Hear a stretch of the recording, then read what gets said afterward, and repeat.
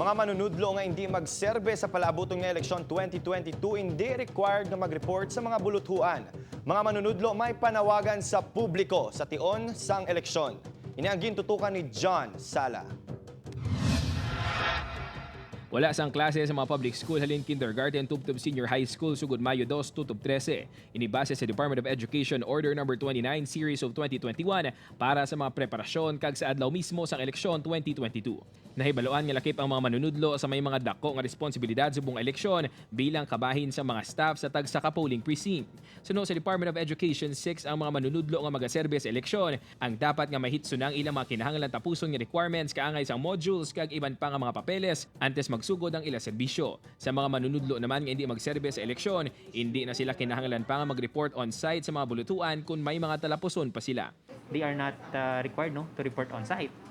So, pwede nila obrahon ang ila sini nga mga task kaangay sa pag-accomplish ng mga school forms, preparation sa mga instructional materials, preparation sa mga learning plans, and evaluate sa mga learners' output and portfolios during the period of May 2 to 13. Pero hindi sila obligado nga magbalik sa opisina unless and until nga required sila nga magbalik. Isa si Ma'am Veronica Almirante sa mga manunudlo nga magaserbe sa adlaw sang eleksyon. Subong naga-double time na ini sa pag-print sang iya modules agud sa adlaw sang eleksyon. Ang iya obligasyon naman sini sa iya presinto ang iya panumdumon. Panawagan sini sa mga botante. Hopefully, kabay pa ngamin matawhay lang, nga kagtapos ang mga tao, tani, balay ng, walang bala sang mga bala diskusyon, walang lang sa, kabalo bala magpaiway, sa tawag bala nga, may mga social distancing kita. Si Ma'am Chona naman hindi magserbe bangod sa ginasuprera sini nga balatian.